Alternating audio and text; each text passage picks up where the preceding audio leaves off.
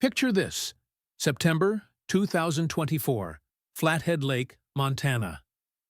Two recreational scuba divers from Missoula are exploring a section of the lake known for its dramatic underwater terrain, steep drop-offs, where the bottom plunges from shallow to deep within yards.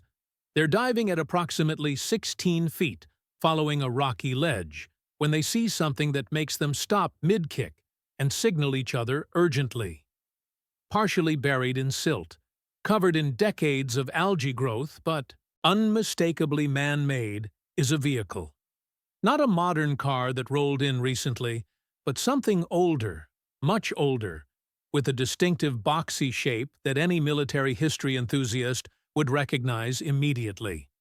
It's a Jeep Willys, the iconic military vehicle of World War II, sitting upright on the lake bottom as if someone had simply parked it there 75 years ago and walked away.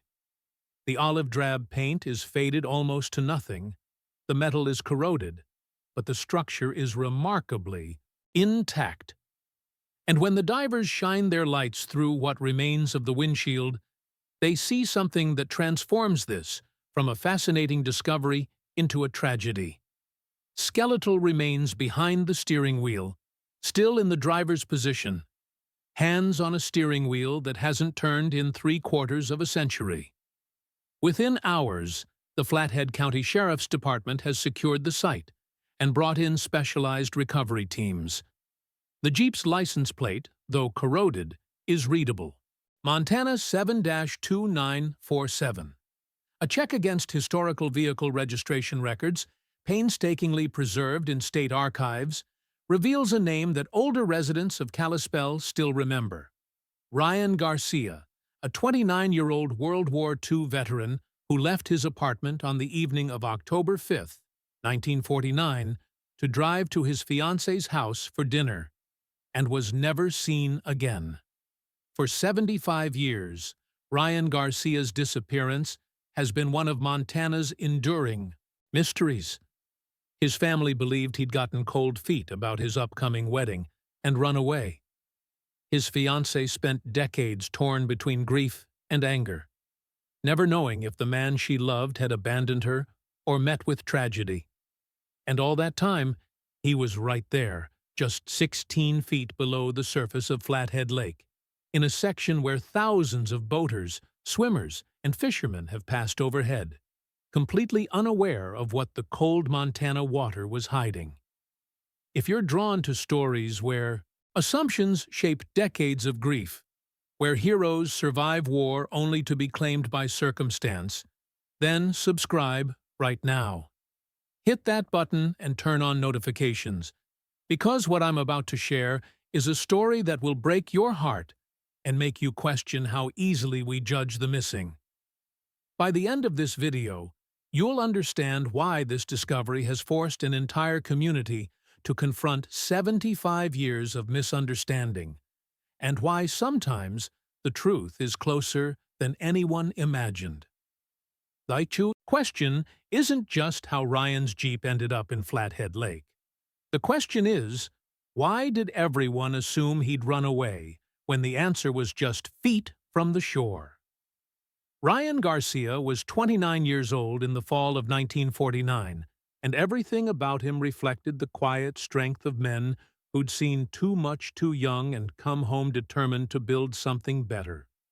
Standing at 5'10" with the lean, muscular build that came from military service and physical labor, Ryan had the weathered look of someone older than his years. His black hair was always kept military short, though he'd been out of the Army for 4 years. His dark brown eyes had a distant quality that people who knew him recognized as the 1,000-yard stare, that look combat veterans carried, seeing things others couldn't see, remembering things they couldn't forget. His hands told the story of his life. They were calloused and scarred, marked by war and by the work he'd done since coming home. He had a distinctive scar across his left palm from shrapnel at Normandy, a permanent reminder of June 6, 1944, the day that had shaped everything that followed. His fingers were stained with motor oil that never quite washed out, evidence of his work as a mechanic at Thompson's garage in Kalispell. Born in 1920 in Albuquerque, New Mexico, Ryan had grown up in a family that had migrated north during the Depression, settling in Montana in 1935 when work in the copper mines offered hope. He'd graduated from Kalispell High School in 1938, worked odd jobs for a few years, and enlisted in the Army in September 1942 at 22, when it became clear the war wouldn't end quickly and every able man was needed. He'd spent 3 years in Europe, landing at Normandy in the first wave, fighting through France and Belgium, surviving the Battle of the Bulge in winter 1944 to 1945, and finally, being part of the forces that pushed into Germany in the war's final months. He'd earned a Bronze Star, a Purple Heart, and Sergeant's Stripes. He'd also earned nightmares that woke him sweating and gasping, memories that made sudden loud noises send him diving for cover, and a deep appreciation for the quiet, ordinary life that so many people took for granted. Ryan returned to Kalispell in August 1945, 25 years old but feeling decades older. He moved into a small apartment above a hardware store on Main Street, took the job at Thompson's garage, and slowly, carefully, tried to build a normal life. He was good with engines, could diagnose problems by sound, could fix almost anything mechanical. The work was soothing in its way, concrete problems with tangible solutions, so different from the chaos and uncertainty of combat. His pride and joy was the 1943 Jeep Willys he'd purchased in 1946 from Army surplus. Thousands of Jeeps had been sold to civilians after the war, and for veterans like Ryan, owning one felt right. This was a vehicle he understood, that he'd driven in combat, that represented a piece of his experience that didn't involve blood and death. He'd restored it carefully, keeping the olive drab paint, maintaining it to military standards, treating it with the same meticulous care he'd learned in the service. Eleanor Patterson had met Ryan at a church social in the spring of 1948. She was 25 then, working as a secretary at the Flathead County Courthouse, living with her parents on the north side of Kalispell. Petite at 5'3", with auburn hair and green eyes, Eleanor had a gentle manner that seemed to soothe Ryan's war-wound soul. She didn't push him to talk about what he'd experienced, didn't demand explanations for the times he went quiet and distant, understood that some things couldn't be spoken. Their courtship was slow and careful. Two cautious people, building something they both hoped would last. By the summer of 1949, Ryan had proposed, and Eleanor had accepted. They'd planned a wedding for November 12, 1949, just over a month away from that October evening when everything would change. Eleanor's mother had already made the dress. Ryan had saved enough for a down payment on a small house on the edge of town. They'd talked about children, about building the kind of family and life that the war had taught. Ryan to value above everything. What made Ryan special to those who knew him was his reliability. War had taught him the importance of showing up, of keeping your word, of being someone others could count on. He was never late. He never canceled plans. If Ryan Garcia said he'd be somewhere, he'd be there, even if he had to walk through a blizzard to make it. This absolute dependability was why his disappearance, when it came, was so incomprehensible to everyone except his family, who'd begun to whisper about wedding jitters and cold feet. The Garcia family had concerns about the marriage, not about Eleanor, who they liked, but about whether Ryan was ready. He still had nightmares. He still sometimes went distant and unreachable. He drank more than he should, though he was never violent or mean, just quiet and sad. His younger sister, Maria, 22 in 1949, worried that Ryan was trying to build a normal life before he'd dealt with the war that was still fighting inside him. But Ryan insisted he was fine. The wedding plans continued, and on the afternoon of October 5, 1949, a Wednesday, Ryan left work at Thompson's garage at 5:30 p.m. as scheduled, climbed into his Jeep Willys, and headed toward Eleanor's parents' house for dinner. It was a drive he'd made dozens of times, about 12 miles from his apartment, following the road that curved along the eastern shore of Flathead Lake, then turning inland toward the Patterson property. October 5, 1949, had been unseasonably cold, with temperatures in the low 30s and a storm system moving in from the north. The forecast called for the first significant snow of the season, possibly several inches overnight. But at 5:30 p.m., when Ryan left work, it was just cold and gray, no precipitation yet, conditions that any Montana native knew how to handle. Ryan was in good spirits that day, according to his co-workers. He'd joked about Eleanor's mother's cooking, said he was looking forward to the pot roast she'd promised. He'd told his boss, Harold Thompson, that he'd be in early the next morning to finish a repair job on a truck. There was no indication of distress, no sign that anything was wrong. He'd simply gotten in the Jeep and driven away, waving to Harold as he left. The route Ryan took followed Highway 35, a two-lane road that hugged Flathead Lake's eastern shore for several miles. The road was paved but narrow, with minimal shoulder and no guardrails in most sections. Drop-offs to the lake were steep in places, and the water came close to the road in several locations. It was a scenic drive in good conditions, but it required attention, particularly as darkness fell and particularly if weather turned bad. Around 6:15 p.m., the snow started. Not gradually, but suddenly, the way mountain storms often do.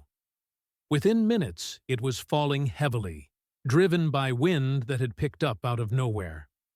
Visibility dropped rapidly. The temperature plunged. Roads that had been merely cold became slick with accumulating snow. Eleanor Patterson expected Ryan at 6:30 p.m.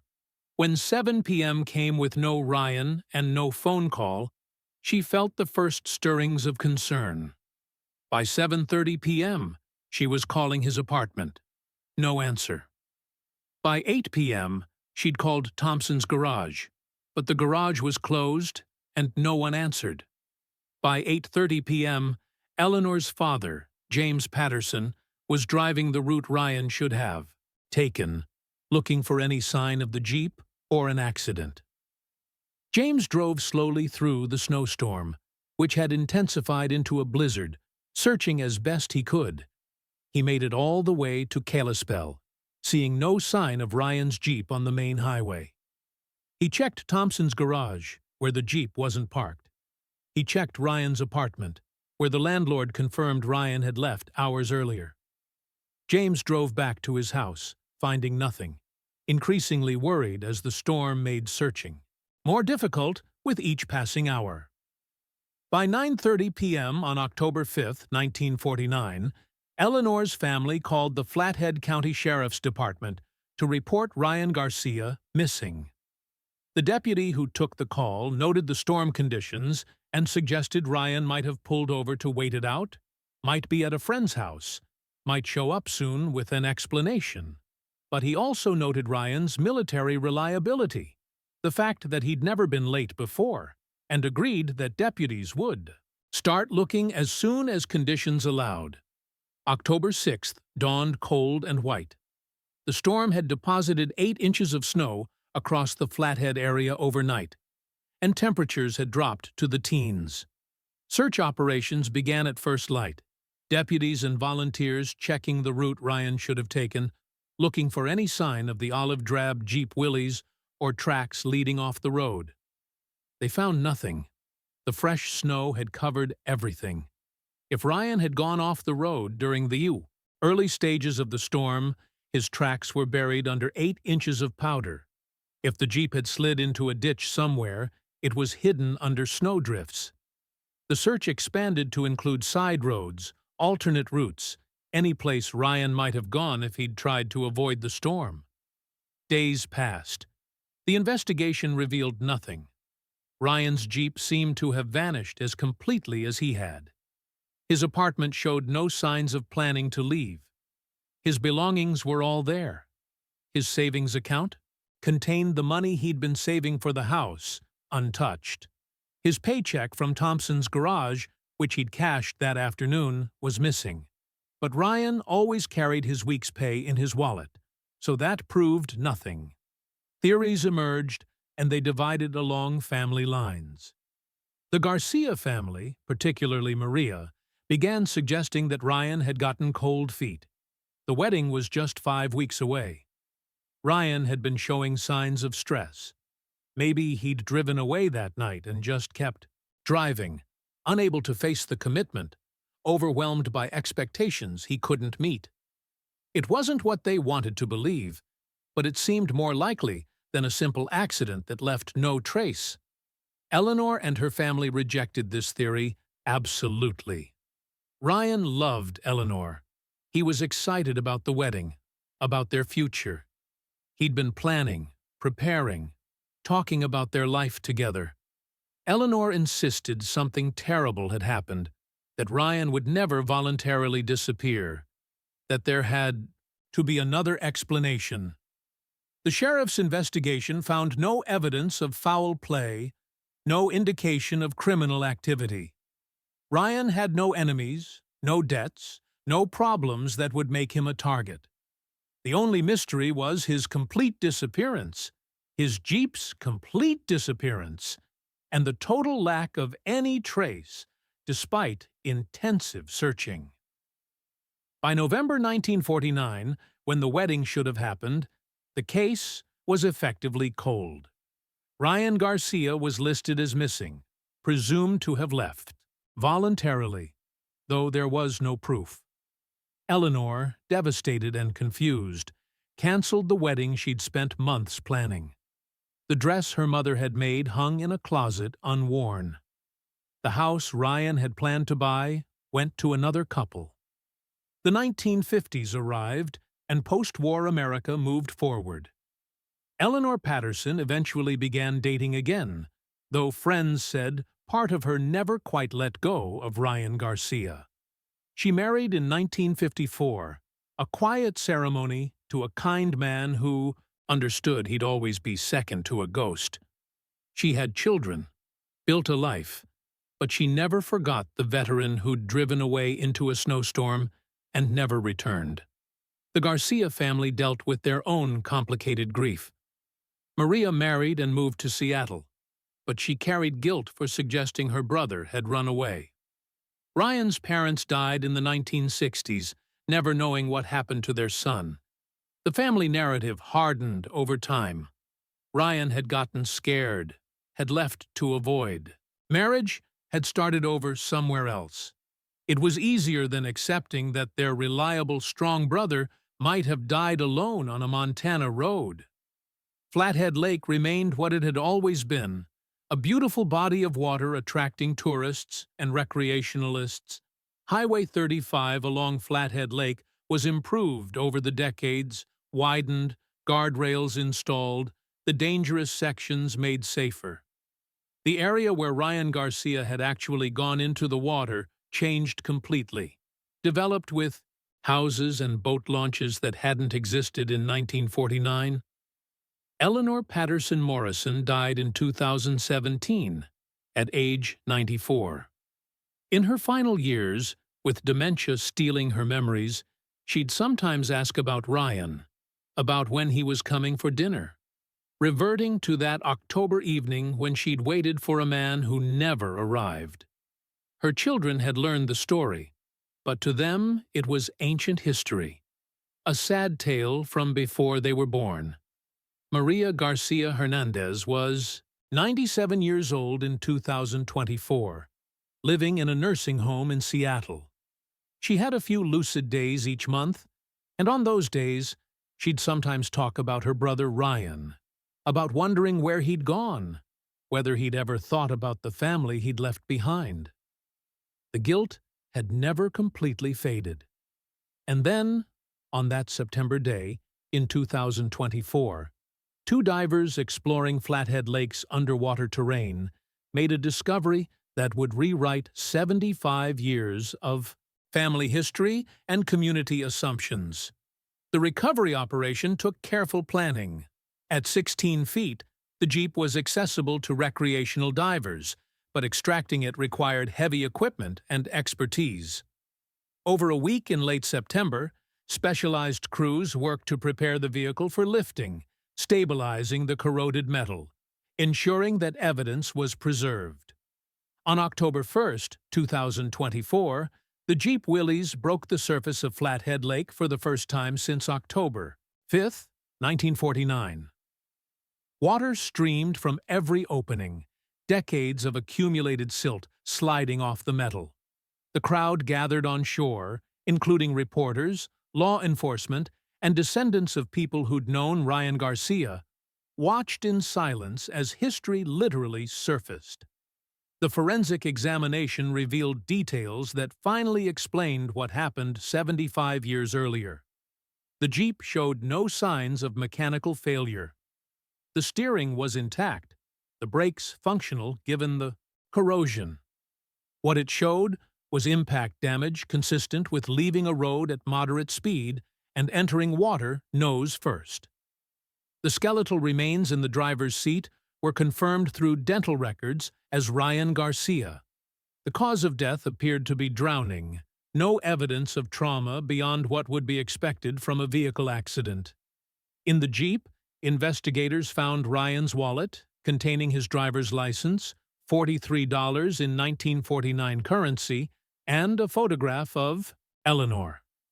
They found the engagement ring he'd bought for her, apparently planning to give it to her that night, even though they were already engaged, an upgrade he'd saved for. Most heartbreaking was a letter found in the glove compartment, written by Ryan but never sent, addressed to Eleanor. Dated October 4, 1949, the day before he disappeared. In it, he wrote about his fears, about whether he deserved happiness after the things he'd done and seen in the war, about whether he could be the husband she deserved. But the letter concluded with determination. "I'm going to try. You make me believe I can be whole again. I'll see you tomorrow for dinner. I love you. Always. Ryan." The investigation reconstructed what happened on October 5, 1949. Ryan, driving along Highway 35 as the snowstorm hit, had been navigating carefully through rapidly deteriorating conditions. At a particular section of road where it curved close to the lake, a section with no guardrail and a steep drop-off, something had gone wrong. Perhaps a sudden gust of wind. Perhaps ice forming on the road faster than expected. Perhaps a moment of distraction or a mechanical response that went wrong. The Jeep had left the road, traveled down the embankment, and entered Flathead Lake. The water there dropped off quickly, 16 feet deep within yards of the shore. The Jeep, heavy with its military construction, had sunk rapidly. Ryan, possibly stunned by the impact, possibly unable to open the door against water pressure, had drowned as the vehicle filled. It had settled on the lake bottom, and there it had remained for 75 years, in water cold enough and deep enough to preserve it, but shallow enough that modern divers could eventually find it. Why hadn't searchers in 1949 found it? The answer lay in the timing and conditions. The Jeep had gone into the water during the early stage of the snowstorm, before the heaviest accumulation. Any tracks it left were covered within an hour. The search that began the next morning looked for vehicles on roads or in roadside ditches, not in the lake 16 feet down. The section of shoreline where Ryan entered the water was steep and rocky, not a place that seemed likely for a vehicle accident. And 1949 technology couldn't search underwater effectively. No sonar, No underwater cameras, no way to see what the lake was hiding. Maria Garcia Hernandez received the news on October 2nd, 2024. Her daughter called from Seattle, told her they'd found Uncle Ryan. Maria, 97 and frail, wept for the brother she'd wrongly accused of abandoning his family. "I thought he ran away," she told investigators who came to interview her. "I told people he got scared of the wedding. I was wrong. I'm so sorry, Ryan. I was wrong." Eleanor's children, now in their 60s and 70s, learned that the man their mother had waited for had never abandoned her. He died trying to reach her, killed by weather and circumstance and bad luck. The narrative they'd been told about the soldier who got cold feet and ran was false. Their mother had been right all along to believe Ryan wouldn't have left voluntarily. The discovery forced the community to confront how easily they'd accepted the abandonment theory. Ryan Garcia, reliable and steady, who'd never missed an appointment in his life, had been assumed to have done exactly what would have been most out of character. Because it seemed more plausible than a disappearance with no trace, people had believed the explanation that fit their expectations rather than the one that fit the evidence. Ryan Garcia was laid to rest in November 2024, 75 years after he should have been married. The service was held at the same church where his wedding was supposed to take place.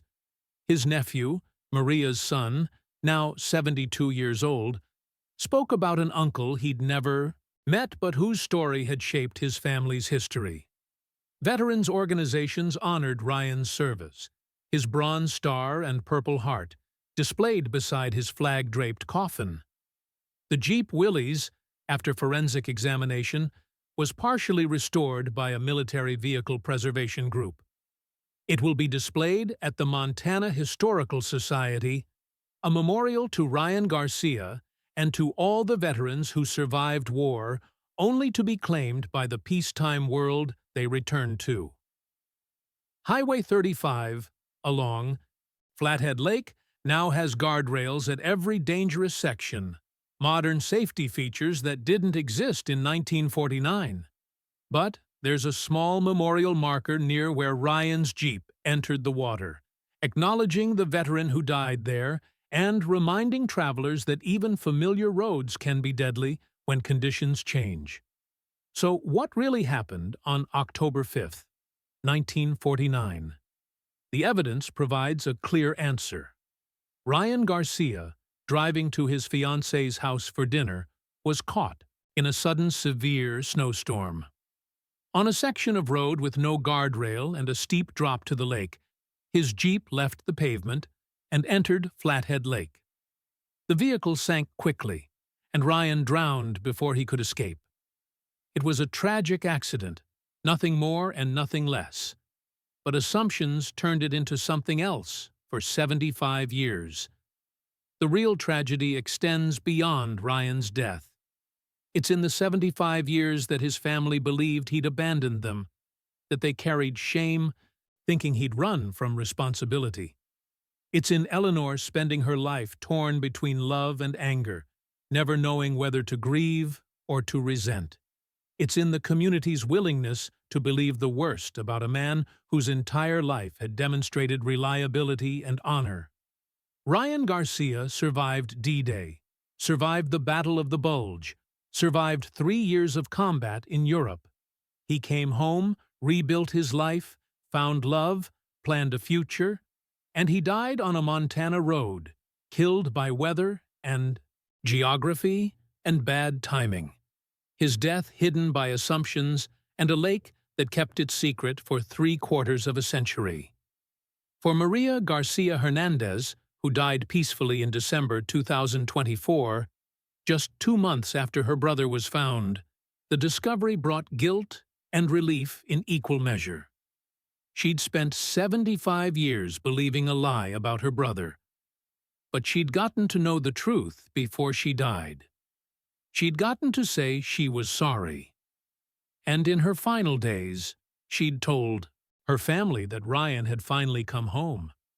Eleanor Patterson Morrison had died 7 years too early to know the truth, but her children found some peace in learning that their mother had been right, that the love she'd carried for Ryan Garcia her entire life had been based on truth rather than delusion. The wedding that never happened was honored at Ryan's funeral. Eleanor's wedding dress, preserved for 75 years, placed on display beside his flag. If you have information about other missing persons, particularly older cases where assumptions have shaped the narrative, authorities encourage you to come forward. Technology has advanced to the point where cases unsolvable in the 1940s can now be resolved.